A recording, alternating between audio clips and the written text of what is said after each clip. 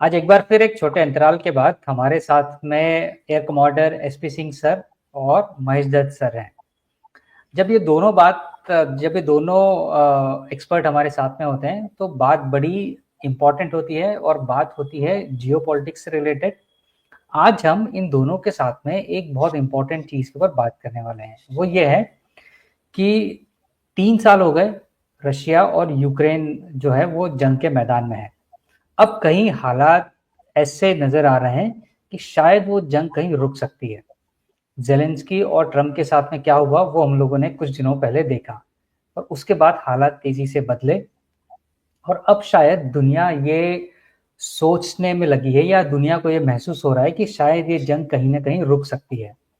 आज इसी बात पर, इसी मुद्दे पर हम एसपी सिंह सर और महेश दत्त सर दोनों से चर्चा करेंगे, उनके व्यू जानेंगे और कोशिश करेंगे कि इन चीज़ों को और इन डेप्थ तरीके से समझा जाए। सर, आप दोनों ने आपका समय दिया इस मुद्दे पे बात करने के लिए, इसके लिए आपका बहुत-बहुत धन्यवाद। Thank you. It's always a pleasure. Thank you. Thank you sir. Thank you sir. Mahesh sir, मैं आपके पास आऊँगा। आपने इस मुद्दे को अभी कवर भी किया है आपके चैनल पर। तो इसको लेके मैं आपसे आपके ओपनिंग रिमार्क्स, ओपनिंग कमेंट जानना चाहूँगा। राहुल, एक तो मुझे आपकी ओपनिंग स्टेटमेंट में जो आपने बात कही मैं उसके खिलाफ बात कर रहा हूँ, तो उसके लिए माफी। पर ये जंग कहीं बंद नहीं होने जा रही और ना अभी इसको आप अगले कई हफ्तों, कई महीनों तक चलते हुए देखेंगे। ये इसके बंद होने के अभी कोई इम्कान नहीं है। उसका कारण ये है कि जिन लोगों के साथ पीस होनी है या जो दो वारिंग पार्टीज हैं, जो लड़ाई के अंदर मौजूद दोनों पार्टीज हैं, वो तो भी आमने सामने आई ही नहीं। और जो डील की बात कर रहे हैं, जो लोग पीस की बात कर रहे हैं, वो एक पार्टी से कर रहे हैं। दैट इज कि फॉर एग्जांपल सऊदी अरेबिया में जेडा में जो भी बात हुई, जेडा में बात हुई अमेरिका की और यूक्रेन की। और वो किस बारे उस बातचीत से ठीक पहले क्या हुआ? मिनरल डील साइन हुई। तो मिनरल डील साइन होते और मिनरल डील साइन होने से पहले, अगर आपको 28 फरवरी की घटना याद हो जो व्हाइट हाउस में हुई थी ज़ेलेंस्की और के बीच में और ट्रंप के बीच में, उसके बाद में इन्होंने जो इंटेलिजेंस शेयरिंग है और जो सप्लाईज हैं, मिलिट्री सप्लाईज, वो रोक दी थी अमेरिका ने। और जो वीकेंड का गैप आया, उस गैप में रशिया ने पुश किया और कुर्स्क का जो इलाका था वहां पे वो आगे बढ़ते चले गए। डोंट फॉरगेट कि चूंकि सप्लाईज नहीं थी और Ukrainian army was virtually blind because उनके पास इंटेलिजेंस शेयरिंग नहीं थी, तो रशियन फोर्सेस के लिए भी आसानी थी। दे captured a lot of them and actually a total number of 16,000 troops in Kursk were surrounded. So, in fact, now it's a massacre going on there right now. So, in fact, Kursk is already won over. अब वहां कुछ कहने के लिए कुछ नहीं रह गया है। तो मेरा कहने का मतलब ये कि उस सारी लड़ाई में इन्होंने, अमेरिकन ने जो गेम किया है वो ये कि अपनी मिनरल डील ली, यूक्रेन को साथ बिठाया, यूक्रेन से हाँ करा ली। यूक्रेन ने हाँ क्यों की? क्योंकि उसको मालूम था कि उसके पास ऑप्शन बचा ही नहीं है।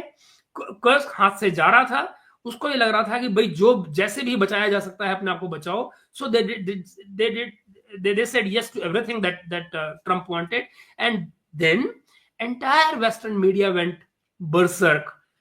हाँ हो गई, हाँ हो गई, हाँ हो गई। एंड यू नो, एक लफ्ज होता है रशियन में, नियत। नियत का मतलब होता है नो। जिस तरह हाँ का मतलब होता है, वो हाँ में रशियन में उसको दा बोलते हैं, है ना। तो नियत जो है वो नहीं बोला पुतिन ने। पुतिन ने बेहद स्मार्ट खेल खेला। और आपको बात समझनी क्या होगी? समझनी बात आपको ये होगी कि रशियंस जैसा डिप्लोमैट, हार्डकोर डिप्लोमैट, उसके सामने आप किसको भेज रहे हैं? प्रॉपर्टी डीलर्स को। स्टीव विटकॉफ, एक रियल स्टेट कंपनी का मालिक। आपको क्या लगता है कि रशियंस के साथ में वो बात कर पाता? पुतिन उसको ऑडियंस देगा? आई मीन, एक दूसरा, उससे उसकी मीटिंग और उसके वहां पहुंचते के ठीक पहले रशियंस ने अपनी बात कह दी। जो खलक जो कीथ खलक साहब गए थे, उनको कहा कि भैया इनको तो हम मीटिंग में बुलाएंगे ही नहीं, इनको तो बाहर करो। इनकी सिंपैथीज पहले ही यूक्रेन के साथ है, वी डोंट ट्रस्ट हिम, तो how can that be member of our team? तो उनको बाहर किया गया। No he is very important member but they requested, और ये और वो करके उन्होंने अमेरिकन ने उसको अलग किया। बट आप ये देखिए उसके बाद में अगले दिन आ रहे थे बेलारूस के राष्ट्रपति यहाँ पर, इनके यहाँ पुतिन के पास। पुतिन ने जो उनके साथ में प्रेस कॉन्फ्रेंस की उसमें उन्होंने अपनी शर्तें सामने बयान कर दी। उन्होंने बिल्कुल साफ ये कह दिया कि भैया ये रही टर्म्स, पीस का, शांति का प्रस्ताव बहुत खूबसूरत है और शांति होनी चाहिए, लेकिन शांति महीने भर के लिए क्यों होनी चाहिए? डोंट फॉरगेट जेद्दा में जो बात हुई वो 1 महीने की शांति की हुई है, 30 दिन की। तो रशिया का ये कहना था कि भाई शांति 1 महीने क्यों होनी चाहिए, शांति तो लंबी होनी चाहिए। तो सिर्फ 1 महीने क्यों, और फिर इस 1 महीने में आप क्या करना चाहते हैं, और फिर इसकी टर्म्स एंड कंडीशंस क्या होंगी, कौन मॉनिटर करेगा, जो फौजें बीच में मौजूद हैं वो क्या करेंगी इस 1 महीने में, क्या उनको रीआर्म किया जाएगा, यू नो। एंड देन चूंकि अब तक जब वो फौजें, यूक्रेन की फौजें भाई अगस्त में, लास्ट ईयर अगस्त में घुस गई थी अंदर रशिया के कुर्स्क में, तब से वो मारकाट कर रही हैं, वॉर क्राइम्स कर रही है। रशियंस का ये कहना है कि भाई अगर इन्होंने वॉर क्राइम्स किए तो इनकी सजा को क्यों नहीं मिलेगी इनको, हमारी पब्लिक को मारा इन्होंने, हमारे इलाके में घुसे हैं, why are we supposed to leave them just like this. तो आइडिया ये था कि भाई शांति का प्रस्ताव अच्छा है, पर आप ये कहें कि डॉटेड लाइन पर साइन कर दीजिए, वो कैसे होगा? And that is why this conversation, this peace talk has failed in Russia. It's back to square one. Gas और ऑयल पर अगेन सैंक्शंस उन्होंने लगा दिए हैं, अमेरिकन ने अपने सैंक्शंस बढ़ा दिए हैं, बैंकिंग के ऊपर सेक्टर बढ़ा दिए हैं। बट भाई मेरे, ये सब 3 साल से चल रहा है। Russians have been living through it for 3 years. Chinese इन सैंक्शंस को मानते नहीं, हिंदुस्तान कोई ना कोई दाएं बाएं से रास्ता निकाल ही लेता है अपना, यू नो। तो भाई कूदते रहो अपने सैंक्शंस लेके। और मजे की बात क्या है, जो सैंक्शन लगा रहे हैं वही उसी रशियन ऑयल को जो इंडिया ले रहा होता है, इंडिया से खरीद रहे होते हैं, रिफाइंड हो गई। It's a murky game out there Rahul भाई। ये लड़ाई कहीं बंद नहीं होने जा रही है। और आप ये मानकर चलें कि जो यूक्रेन है, अगर मैं मिलिट्री की बात करूं आपसे, कि जो मिलिट्री के जो सीनियर लोग हैं जो रशिया में बैठे हुए कह रहे हैं, वो कहते हैं the only solution is annihilation of Ukraine. That's it. बराबर। मतलब इसमें अमेरिका को जो चाहिए थी मिनरल डील, वो उसको मिल गई। फिर उसके बाद रशिया को जो चाहिए था कि भाई मैं और आगे एग्रेसिवली करता रहूं, तो वो उसको मिल गया। बस बीच में इसमें the only winner is US. उसको डील मिल गई। एग्जैक्टली। रशिया अपना काम कर रहा है, जो पहले पिट रहा था वो भी पिट रहा है। सही बात है। तो सर मैं इन्हीं बातों को लेके आपके पास आऊं, और महेश सर ने भी बड़े अच्छे रिमार्क इसमें ऐड किए, शेयर किए। So what would be your thought? See, पहले तो मैं ये बोल दूं, Mahesh ji has stolen the thunder. मेरे लिए अभी कोई बचा नहीं है कवर करने को, but I will just give you just 2 points basically जो कह रहे हैं Mahesh ji. I fully agree with him कि ये बड़ा ही मर्की गेम है। और आप वन साइडेड पीस टॉक कर रहे हैं, आप एक तरफ पुतिन से बात कर रहे हैं अलग से, एक तरफ बात कर रहे हैं। उसके बाद जो आपको करना चाहिए कि दोनों को बिठा के पहले एक साथ फाइनलाइज करो कि आपस में क्या क्या रिक्वायरमेंट्स हैं। And it is very difficult क्योंकि दोनों की कंडीशंस समय ऐसी है कि ना तो पुतिन अपना फेस लूज कर सकते हैं, ना जेलेंस्की। वो इतने आगे बढ़ चुके हैं जेलेंस्की कि अब उनके पास फेस सेविंग करना ही उनको, और कोई ऑप्शन नहीं है उनके। तो किसी भी कंडीशन में कोई भी एग्रीमेंट जो आप मानेंगे, दोनों के अपने अपनी डिमांड्स हैं, दोनों की अपनी रिक्वायरमेंट्स हैं, वो फुलफिल कॉमन ग्राउंड पे हो ही नहीं रही है। वो कॉमन ग्राउंड ढूंढना बड़ा मुश्किल है इस समय।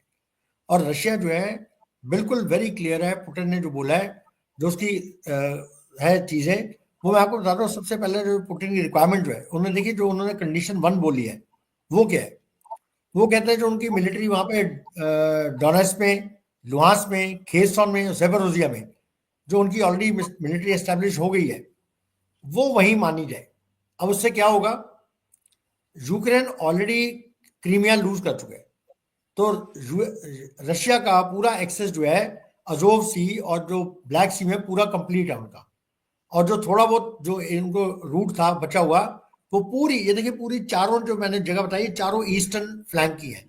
इन चारों को अगर आप निकाल देंगे यूक्रेन से, तो उसका थ्रू एंड थ्रू एक्सेस है। उसके बाद ब्लैक सी का पूरा एक्सेस तो यूक्रेन में ब्लॉक कर दिया जाएगा, बिकॉज नाउ फुल फ्लैश उनका। तो ये एक बहुत बड़ी डिमांड है जो उनकी है।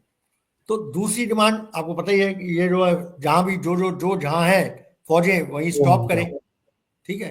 तीसरी उनकी मांग है कि वेपन, आप वेपन सप्लाई ये सब बंद करो। और जो चौथी मेन डिमांड है ये सर कि जो रूट कॉज है इस पूरी वॉर का, कि उनको नेटो मेंबरशिप, ये उसको रिवोक किया है, वो नहीं होगी। तो स्टार्ट ही वहां से हुआ। वो स्टार्ट पॉइंट, वो ज़ेलेंस्की वो सब अपने पूरे देश को बर्बाद कर दिया just to become NATO member, है ना। उसने अपने पूरे देश को, अपने लोगों को मतलब अप्रूव करके कहाँ कहाँ चाहे चले गए उसके लोग निकल के देश से, और पूरे देश में तबाही है, मतलब बिल्डिंगें क्या है, मतलब खंडर है इस समय। तो वो अपने देश को बर्बाद करने के बाद अब नेटो मेंबरशिप के लिए अभी भी उसको कैसे छोड़ देगा, कि उसी कारण तो सारी लड़ाई शुरू हुई। तो जो मैं एक छोटी बात कर रहा हूँ, जो महेश जी ने कही कि एनाइलेशन ऑफ यूक्रेन, उसकी जरूरत नहीं है। उनको सिर्फ रिजीम चेंज करना पड़ेगा। जैसे कि बांग्लादेश में हुआ कि यूएस ने रिजीम चेंज करा दिया। आप रिजीम चेंज करा के एक प्रो रशिया आप उसको हेड को बिठाएंगे तो ये डील पॉसिबल होगी, और शायद उसकी टर्म्स बेटर हो जाए। ज़ेलेंस्की के रहते ये टर्म्स बेटर नहीं। तो यूएस को अब एक रिजीम चेंज के बारे में सोचना पड़ेगा कि किसी भी तरह से ज़ेलेंस्की को हटाया जाए, उसको कहीं और कुछ भी जगह जो भी करना उसको देके एक फिर से री इलेक्शन करा के उससे एक प्रो रशिया जो अगर आता है हेड जो है उसके साथ फिर बैठ के बात होगी। तो ये फिर देखिएगा आप, तो रशिया भी थोड़ा टोन डाउन हो जाएगा और जो नए प्रेसिडेंट आएंगे वो भी टोन डाउन होंगे। तो एक मिडवे आप मिल पाएंगे। राइट। जो रशिया जैसा जो पुतिन का मेन कंसर्न है वो ज़ेलेंस्की के रहते उसको मालूम है ये पीस डील नहीं हो पाएगी, बड़ा क्लियरली उन्होंने बोला। ओके, तो ये जो एक ऑप्शन है ये भी अब बैकग्राउंड में बात हो रही है। और जो बाकी महेश जी ने कहा कि वेस्टर्न मीडिया उनका तो काम ही है झूठ पे झूठ फैलाना। आप उधर से सुन के उधर से निकाल दिए। वेस्टर्न मीडिया की कोई भी चीज सुनने की जरूरत नहीं है। और अनफॉर्चुनेटली हमारे पास जो सारी न्यूज आती है वेस्टर्न मीडिया से ही आती है। वेस्टर्न मीडिया से आती है, करेक्ट। तो आपका एक एनालिसिस बिल्कुल इनसे डिवाइड होके you should have the ability to see through वो क्या एजेंडा चला रहे हैं। वो जो है ये एजेंडा से बाहर निकल के हमें देखना पड़ेगा इस समय क्या होगा। तो ये मेरा जो सजेशन है दिस राउट। तो महेश जी, जैसा अभी सर ने कहा कि ज़ेलेंस्की को हटा के कोई दूसरा वहां बने और उसके थ्रू कम्युनिकेशन आगे बढ़ाया जाए, तो क्या ये नियर फ्यूचर में इमीडिएटली पॉसिबल लगता है? देखो राहुल, आपको वो एक दो चीजें जो इसमें कंसीडर करनी पड़ेंगी वो ये कि कल जब रशिया में ये बातें हो रही थी, बल्कि ज़ेलेंस्की के साथ जब डील हुई, यस हुआ जेडा में, आप देखिए उसी शाम को टेलीग्राम चैनल पर जो यूक्रेन के लीडर्स मौजूद हैं उन्होंने स्टेटमेंट्स देनी शुरू कर दी थी उसी वक्त कि हम इस महीने को इस्तेमाल करेंगे अपनी फौजों को रीआर्म करने में। You see their fundamental reasons कि रशिया ने बैकआउट क्यों किया और रशिया ने जो कहा वो क्यों कहा। Because Russia was watching, and don't forget Telegram किसका प्लेटफॉर्म है ये भी आप जानते होंगे, रशियन प्लेटफॉर्म। तो टेलीग्राम पर इनके जो लीडर्स थे उन्होंने ये स्टेटमेंट्स देनी शुरू कर दी थी, राइटिंग में वो पड़ी हुई है वहां पे कि भाई हम तो इस पीरियड को यूज करेंगे और अपनी फौजों को मजबूत बनाएंगे वहां पर, और आर्मरी जो हमको आ रही है। एंड रिमेंबर वन थिंग, इस सारे खेल में एक और चीज नोटिस करिए, जैसे ही अमेरिका ने, इसमें अमेरिका के ऊपर क्वेश्चन आता है, इसलिए मैं आपको कहा कि the only winner is America. जैसे ही यूक्रेन ने हाँ की पीस डील के लिए, उसके साथ इंटेलिजेंस शेयरिंग भी शुरू हो गई, मिलिट्री सप्लाईज भी शुरू हो गई, और अभी रशिया ने हाँ करनी थी। तो भाई अगर आप पीस कराने जा रहे हो तो मिलिट्री सप्लाईज क्यों दे रहे हो, इंटेलिजेंस किस लिए शेयर कर रहे हो? तो द वेरी इसमें जो पहला शक इमीडिएटली हुआ वो खुद अमेरिका की नीयत पे हुआ। एंड डोंट फॉरगेट, रशिया 2 बार दूध का जला बैठा है। मिन्स एग्रीमेंट्स को याद करिए, तो मिन्स एग्रीमेंट्स जो दोनों हुए थे उसमें बाकायदा रशिया को धोखा दिया गया है। मेर्केल का जो जर्मन अखबार है, डिसाइट वीकली अखबार है, जिसमें उनका पूरा एक इंटरव्यू पड़ा हुआ है जहां वो कहती हैं कि हमने मिन्स एग्रीमेंट्स को इंप्लीमेंट करने का तो हमारा इरादा ही नहीं था। हम तो सिर्फ ये चाहते थे कि मिन्स एग्रीमेंट करके सीज फायर कर दें और फिर यूक्रेन को इतना आर्म करें कि वो रशिया का मुकाबला कर पाए।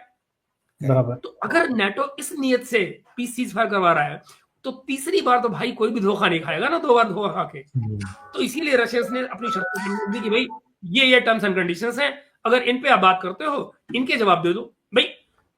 ceasefire is all fine, but what about these questions? Without that, how? भाई शांति प्रस्ताव में किंतु और परंतु के जवाब तो मिलने चाहिए। वो तो रशिया को मिल ही नहीं रहे कहीं भी। बराबर। और कोई भी जो सवाल रशिया ने उठाए हैं वो इलॉजिकल या डिस्प्रोपोर्शनेट नहीं है। बराबर। ये मेरा मानना है। इसलिए ये कहा जाना, ये बात कही जा रही थी रिजीम चेंज के बारे में, जब तक यूक्रेन डील साइन नहीं हुई थी, मिनरल वाली डील साइन नहीं हुई थी, तो ट्रम्प के यहाँ पर ये बात हो रही थी कि हम फला लीडर से। बट मुझे कई बार ये भी लगता है कि जैसे वो न्यूज भी प्लांटेड थी यूक्रेन को डराने के, जेलेंस्की को डराने के लिए कि बेटा या तो टेबल पे आओ नहीं तो तू गया। अब प्रॉब्लम क्या है, ये कहते हैं हमने $350 बिलियन दिए डॉलर्स। जेलेंस्की क्या कह रहा है, मुझे तो 100 बिलियन मिले। तो 250 बिलियन गए कहां? और किसी माई के लाल ने आज तक यह सवाल किया कि जेलेंस्की की प्रॉपर्टी लड़ाई शुरू होने से पहले कितनी थी और आज कितनी है, और यूएसए में कितनी यूएसए में कितनी है। एग्जैक्टली। तो ये तो ऐसे सवाल है, इन पर विचार होना चाहिए। ये हम जो फैंसी डिस्कशन करते हैं कि यूक्रेन ये फॉरेन पॉलिसी, ये इट्स ऑल अबाउट मनी। भाई मेरे, ये अमेरिका जो बात कह रहा है, कोई जरा पूछे ना कि जो नाटो ने लड़ाई लड़ी लेट्स से इराक में, अफगानिस्तान में, एस्टोनिया जैसे मुल्कों ने जो लड़ाई लड़ी इनके साथ में, कोई बताएगा कि एस्टोनिया ने क्या कभी अमेरिका से कुछ मांगा बदले में कि भैया अफगानिस्तान में हम तुम्हारी लड़ाई लड़ दो, पह दो? किसी नाटो मुल्क ने जो इराक में लड़ाई लड़ी, किसी ने पैसे मांगे इनसे क्या? तो अमेरिका को राइट किसने दे दिया कि वो आज पैसे मांगे? और बाय द वे यूक्रेन को सपोर्ट करने का डिसीजन अमेरिकन कांग्रेस का था। हाँ, उनको पैसे देने का डिसीजन अमेरिकन कांग्रेस का था। यहां पर अब फैसला कौन ले रहा है? सीधे सीधे ट्रंप, प्रेसिडेंट सीधे ट्रंप ले रहा है, बाईपास कर रहा है पूरी कांग्रेस को। ऐसे कैसे? बराबर। So you see, this is not even democracy, this is not even a democratic decision जो अमेरिका में हो रहा है। तो दैट इज माय क्वेश्चन कि मुझे नहीं लगता कि इन चीजों का, इसीलिए मैं कह रहा हूं आपको, जो मैंने पहली ओपनिंग स्टेटमेंट में बात कही कि ये खत्म होता मुझे इसलिए नजर नहीं आ रहा है क्योंकि इसमें फंडामेंटल फ्लॉज हैं।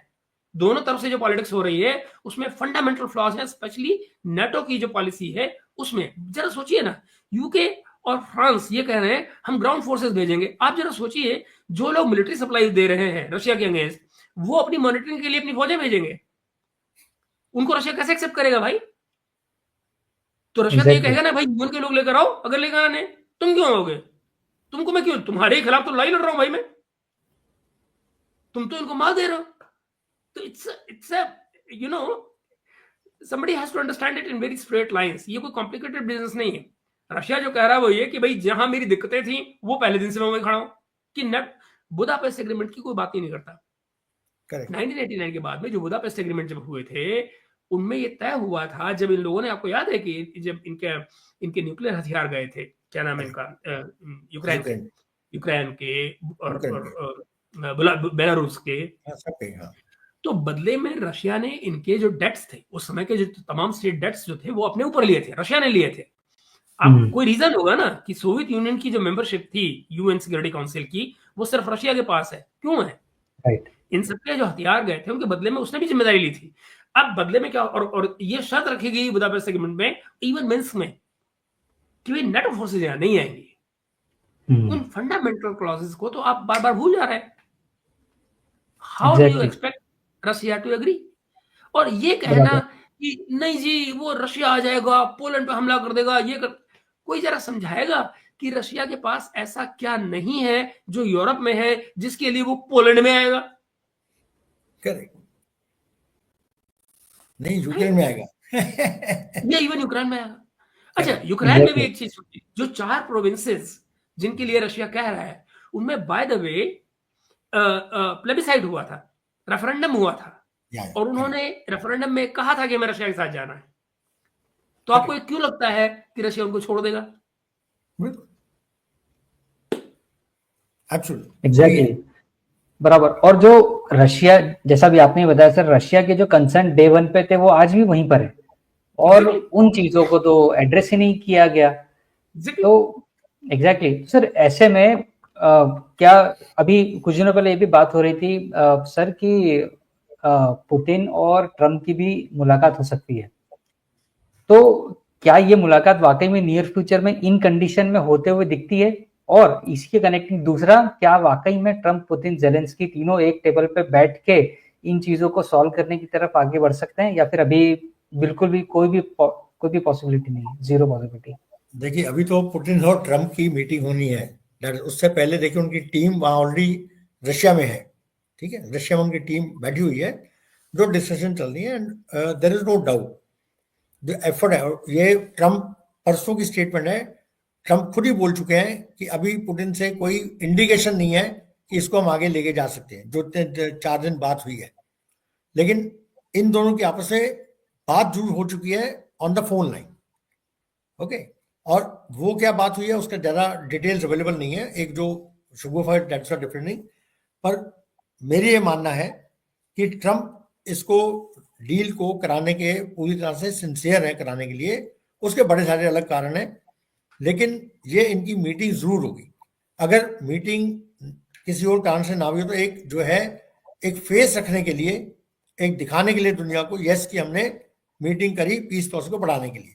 तो ये जो ड्रामा है ये चलता रहेगा, जैसे महेश ने बताया कि एक्चुअल में क्या होगा वो एक अलग चीज है, लेकिन ये ड्रामा चलता रहेगा।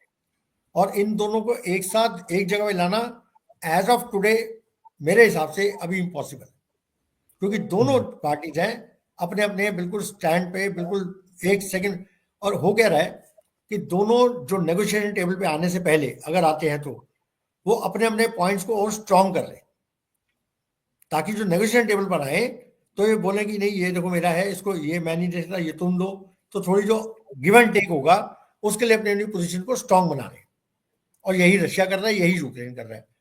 यूक्रेन को देखिए, मुझे एक सबसे बड़ी सरप्राइजिंग चीज जो लगती है वो शायद महेश जी बता पाएंगे, कि जैसे ही ये यूएस ने अपना विड्रॉ करा सपोर्ट एंड ऑल, तो यूके कूद गया कि हम देंगे, और यूके के साथ फ्रांस कूद गया। फ्रांस का अपना एक एजेंडा है, क्योंकि फ्रांस की जो न्यूक्लियर सबमरीन डील यूएस से बाइडेन ने कैंसिल करा दी थी, तो उसका उसको अभी तक दुख है, तो वो उसके लिए उसको मौका मिला है। तो ये अगर इस तरह से चलता रहा तो रशिया तो बिल्कुल, सर कहते कि विनर जो है वो अमेरिका है, मैं तो कहता हूँ विनर रशिया भी होगा, क्योंकि नाटो में फूट डल जाएगी। और नाटो में फूट डलना, नाटो में यूएस से अलग हो गया, अब ये छोटे छोटे देश अलग हो जाएंगे, सबका एक एजेंडा अलग हो जाएगा।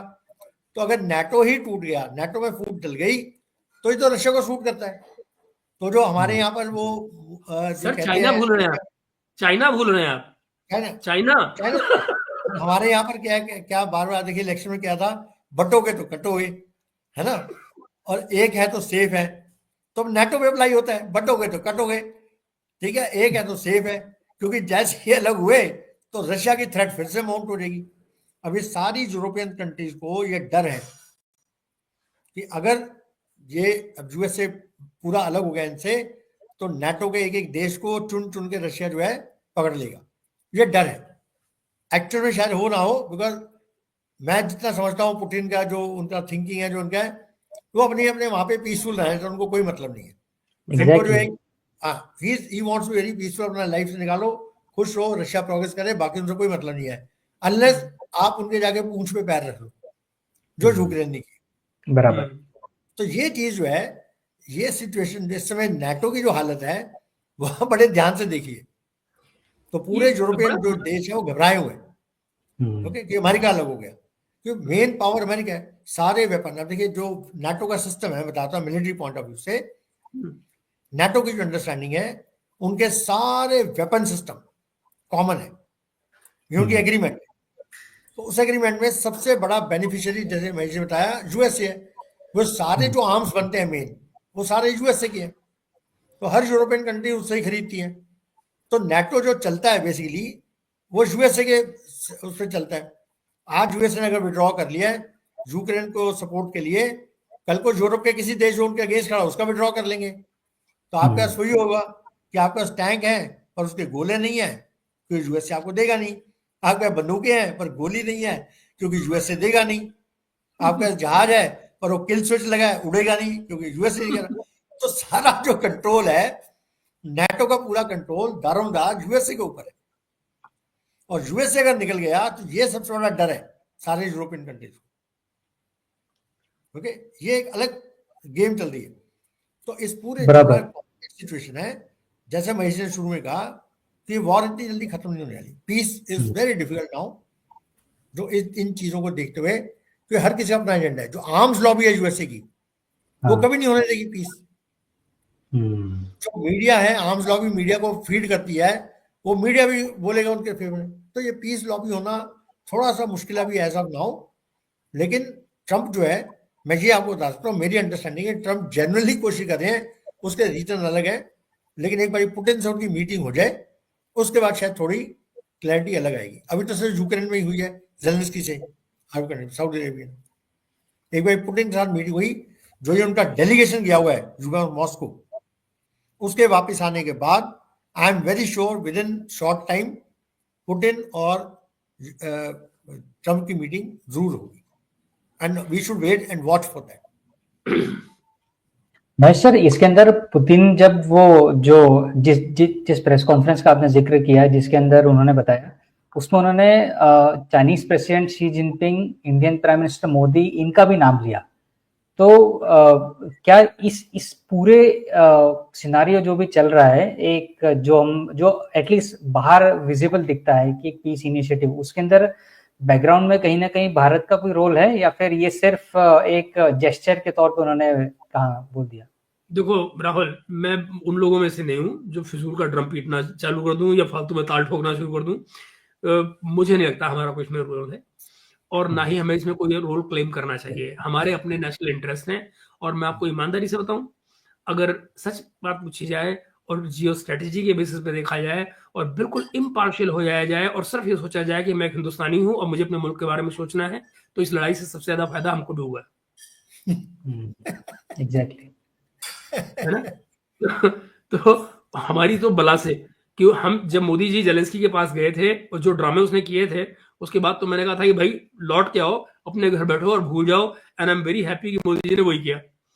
हमें कोई क्या जरूरत है भाई, तेरे को समझा रहे हैं कि मांझा मांझा, वो अंग्रेजी बोल रहा है हमसे, तो वो ठीक है, वो अंग्रेजी अपनी भुगतेगा। लेकिन एक बात को जिसका जिक्र सिंह साहब ने किया, वो बहुत बड़ा रोल प्ले करेगा इस सारे में, वो है नेटो वाला काम जो है।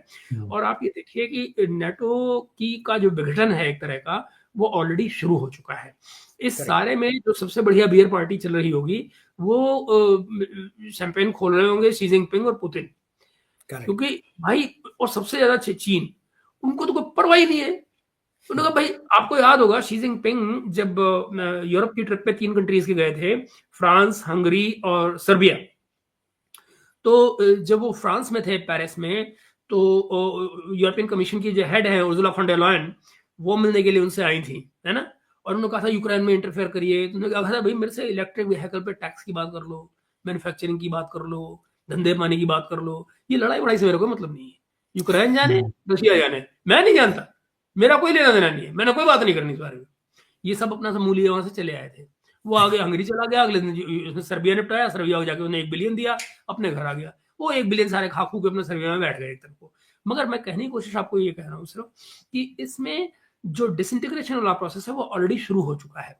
उर्सुला फॉन डर लायन भी इसमें कोई दूध की धुली नहीं है। 2 साल पहले का अगर आपको याद हो, तो इनके घर से सूटकेसेस निकले थे यूरोज के, कैश में। वो केस चल रहा है अभी तक, कहीं कोई उसका जवाब नहीं आया है। वो अलग किस्सा है। एक दूसरी बात मत भूलिए, जो जिसकी तरफ मैं इशारा करना चाह रहा हूँ, शायद आई एम श्योर सिंह साहब उस पर ज्यादा बोल पाएंगे, और कि जो ये डीप स्टेट है, अमेरिकन डीप स्टेट, जिसके पीछे ट्रंप लगे हुए हैं, जो टूट रहा है इस समय अमेरिका के अंदर में, तो चूंकि एक वैक्यूम वहां क्रिएट हो रहा है, तो यूरोप में डीप स्टेट उनका इनएक्टिव हुआ, वो जगह कौन लेगा?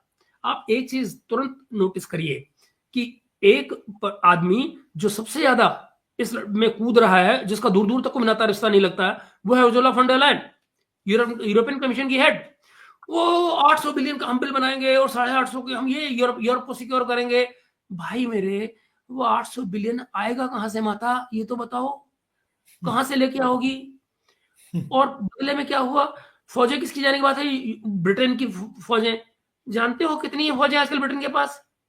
टोटल 70,000। टोटल 70,000, जिनका वॉर का एक्सपीरियंस आखिरी कब था? फॉकलैंड। ओ बस लेट इट वाला कोई है ही नहीं। कौन क्या बोल रहा है भाई? You know, I am not showing any disrespect to the arm forces of Britain, but what I mean is they are simply outnumbered. And they are outdated. Not go against the Russians out over there. आप 10-20 हजार की फौजें वहां भेजेंगे, मारे जाएंगे भाई. वो देखो तो सही, वो क्या हो रहा है यूक्रेनियंस का वहां पे. The terrain is out of view भाई. यू नो, जर्मन्स की बेवकूफी क्या रही थी? यही तो थी कि रशिया में घुसे थे. करेक्ट। एंड और रशियंस की इस समय मुश्किल क्या आ रही है? सेकंड वर्ल्ड वॉर में जो जर्मन्स ने इन्वेजन किया था रशिया का, उसके बाद में पहला इन्वेजन है जो कर्स में घुसे हैं यूक्रेनियंस. करेक्ट। उनकी भी अना पे ईगो पे बात आ गई है कि तुम भैया हमारे इलाके में कैसे आए, तो वो छोड़ेंगे जिंदा, मतलब ही नहीं होता. और इसीलिए पिछले 2 दिन से कर्स्क में जो मैसेकर चल रहा है, वो 16,000 का वो हो रहा है.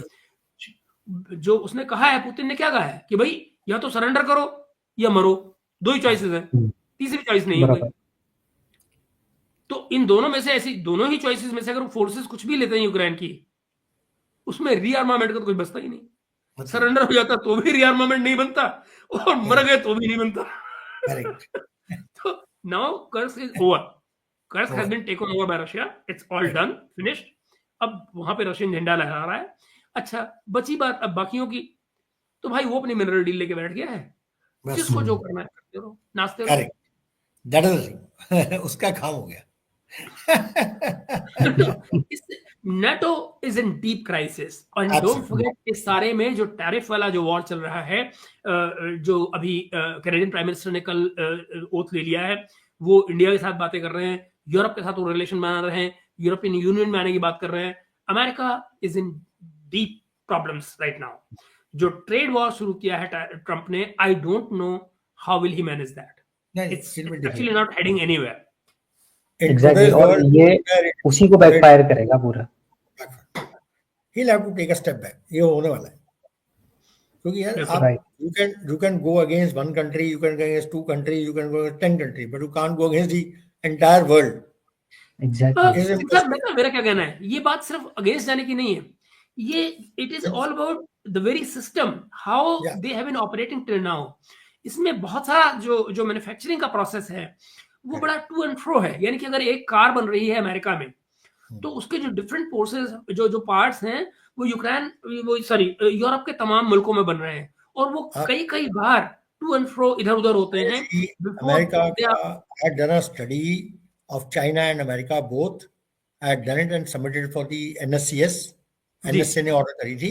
उसमें इतनी रिवीलिंग चीजें हैं, lot of things I can't cover here, but I just to give you this thing कि अमेरिका का सब कुछ, everything manufacturing has been outsourced. Exactly. Okay. So their people there in America are not used to doing manufacturing. Wholly re-established. So he is fully dependent on China and Malaysia and Indonesia and all these countries. Yeah. Okay. They have already done every big company has outsourced their manufacturing in the last about 2 decades because of the cheap labor, cheap availability and all. Now to get it back and re-establish, it is a huge problem.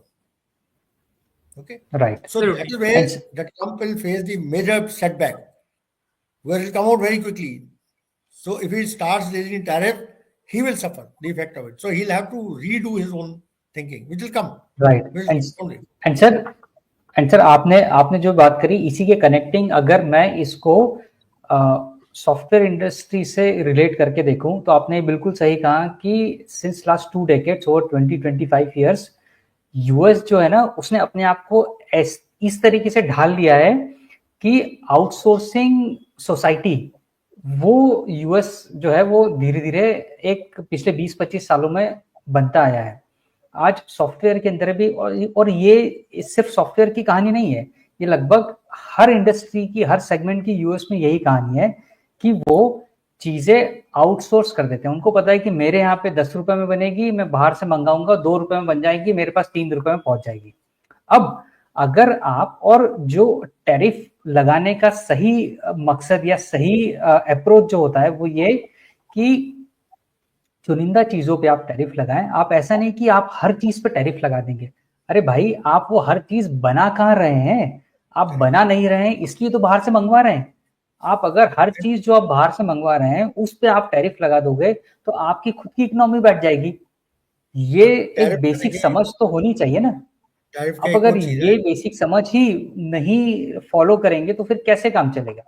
C tariff का एक बड़ा important issue है, ये tariff का जो issue है, it is always bilateral, okay, it is one to one, it is not कि मैं चार एग्जैक्टली, कंट्री से एक, exactly. No, it is individual with each country tariff rule. You can have one tariff rule with the China, one with India, one with Yugoslavia, one every one to one. It's a bilateral, okay, which he has to understand. I'm sure it'll come. That is where the issue is, okay. और दूसरा एक और चीज बता दूं, Absolutely. we are talking about the entire manufacturing. The USA has unfortunately outsourced its education also to China. In last 20 years, China has funded every major research, including quantum theory, AI, everything was done by the think tanks of US, funded by China in Singapore, and the entire IPR is with China. This is मेरा fund है. That's why you see in China they have reached well ahead of US in terms of hypersonics, in terms of the stealth design, in terms of the Yeah. fifth Yeah. generation, now sixth generation. अभी US का तो six generation का drawing board पे है, and China ने six generation उड़ा दिया, and is now talking about seven generation का. कहां से आया सब? All this brain is of the people of US, because in research was funded by China, huge money was put in, US allowed it, and then this entire IPR was taken by China. That's it. So better. इस सारे में एक और चीज नहीं भूलनी चाहिए, वो ये कि इस सारे के सारे सिनेरियो में जरा देखिए तो सही, अमेरिका के टैरिफ्स को लेकर, यानी कि मैं जिस पे आपको लाना चाह रहा था, जो आपका एक्सपर्ट एरिया भी है, कि अभी जब एरो इंडिया हुआ था तो वहां पे एक इंजन भी डिस्प्ले हुआ था रशिया वाला, C-177S आई गेस नाम था उसका. बहुत डिबेट उस पर नहीं हुई थी, और अभी उसको जब टेस्ट ट्रायल किया गया है तो उसकी जो आउटपुट थी, आपने देखा होगा उसका जो जो जो तो वो पावर जो उसकी आ रही थी, वो हमें सिंह साहब ने बताया था उस दिन कि फिफ्थ जनरेशन एयरक्राफ्ट जो F-35 है इसकी थी 110 के करीब. ये कितनी देर है आपको? 145. 110 is the dry thrust and 180 is the with half afterburner. हाँ, वो 145 पे जा रहा है. जो पैरामीटर्स आपके हैं फिफ्थ जनरेशन के, वो उससे कहीं आगे जा रहा है. वो इसलिए उसका सेम बिल्कुल उसका क्या है, sorry I can, it is because to give the super cruise capability. Super cruise क्या होता है? In non afterburner, that is without normal dry power में आप जो है you can go supersonic, which is the most difficult thing. So you can only power for that. So that engine 147N is capable of doing this. Okay, that is what is being used in the Su-57. So this super cruise capability of Su-57 is far better than F-35. उसमें ये भी आया था sir, जो मुझे बड़ा interesting point लगा था, और जब रशियंस की टीम यहाँ आई हुई थी नासिक में, तो जब बात चल रही थी, और I'm sure, I mean you will definitely throw more light into it. मैं सिर्फ उसको इसलिए हाईलाइट कर रहा हूँ ताकि आप बात करें उसके ऊपर, कि वहां बात आ रही थी रडार्स की, कि जो हमारे जो आइसा रडार्स जो है उनके लगाने की बात एंड ऑल दैट.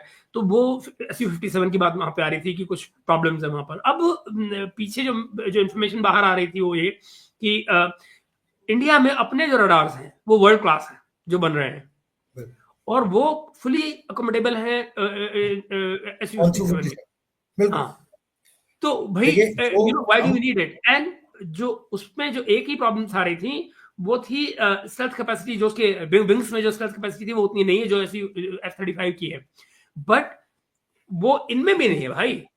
जो हाँ, जो चाइनीज और पाकिस्तानी के पास जो है, उनके पास चाइनीज माली है. तो मेरा सिर्फ ये कहना ये है कि हमारी जंग तो इन्हीं पड़ोसियों से है, इफ एट ऑल कोई जंग है. मैं आपको थोड़ा सा क्लैरिफाई करता हूँ क्या होता है. वंस अगेन, जो F-35 या F-16 ये सब जो अमेरिका के एयरक्राफ्ट हैं, they are design primarily to go long range attacks. क्यों? क्योंकि उनको अटलांटिक क्रॉस करके जाना है. Okay, and America always is making so it can go and do some attacks, especially on carrier based. Carriers जाते हैं कि carriers जाके वो अटैक करके नॉल anyway, अफगानिस्तान, इराक, शाक, all that. रशिया जो है is purely right from beginning is on defensive mode. वो रशिया किसी भी जाके फालतू अटैक नहीं करता. बड़ा देश हो कहता हमारा अपना देश ही चलता है, अटैक करके क्या करेंगे? तो they are on defensive. See air defence system जो है वर्ल्ड के सबसे बेस्ट जो है रशिया के, जो S-400 हमारे पास है। इसी तरह उनके जो एयरक्राफ्ट भी हैं वो primarily on the defensive mode है, air dominance on defensive mode. अब जो ये Su-30, Su-57 जो एयरक्राफ्ट आ रहे हैं, MiG-35, ये सब डबल मतलब ट्विन रोल के हैं, डोमिनेंट एयर डोमिनेंट फाइटर्स, ये सारे रोल कर सकते हैं। मैं छोटा सा डिफरेंस बताता हूँ इनका। जो F-35 है, it carries more missiles than the bombs, okay, whereas Su-57 carry more bombs than the missiles. उसका रीजन क्या है? वही है, I am only using the primarily Su-57 as a air defence fighter, Correct. air dominant. It'll remain in my area, and for some cases, I'll go and send it to go deep inside with stealth and fire and come back. Okay, Right. that is all. So ये जो thought process है, this is also equally responsible for the designs that you see. Okay. But एक सिंह साहब इसमें एक और clarity दीजिए। मेरा I ये think, मानना है, टाइम देख रहा हूँ। राइट हाँ, सर, अगर हम थोड़ा सा टॉपिक से अभी थोड़ा सा बाहर जा रहे हैं, तो हम इसको यहाँ पर पॉज करते हैं और फिर हम लोग आगे फर्दर इसके ऊपर बात करेंगे। सर, आप दोनों का इस टॉपिक पे जो आपने रोशनी डाली और अपने व्यूज बताए, और वाकई में ये चीजें कहीं भी ओपनली मीडिया में या फिर ऐसे देखने सुनने को नहीं मिलती। हर कोई ये बस एक हेडलाइन कैच कर रहा है कि ये पीस डील बस अब साइन हो गई, अब कल से वहां पे कोई बॉम्ब नहीं गिरेगा, कोई मिसाइल नहीं गिरेगी, और एकदम सब शांति प्रेम से हाथ जोड़ के भाईचारे से रहेंगे। तो ऐसा आप दोनों ने जो बताया, ऐसा कुछ होने वाला नहीं है एकदम नियर फ्यूचर में। अगर हो जाए तो बहुत अच्छी बात है। आज के डिस्कशन के लिए बहुत बहुत धन्यवाद। और सर, आपके साथ में फिर और किसी इंपॉर्टेंट टॉपिक पे जरूर आपसे जल्दी ही बात करेंगे, चर्चा करेंगे। आज के समय के लिए आप दोनों का धन्यवाद। जय हिंद। Thank you.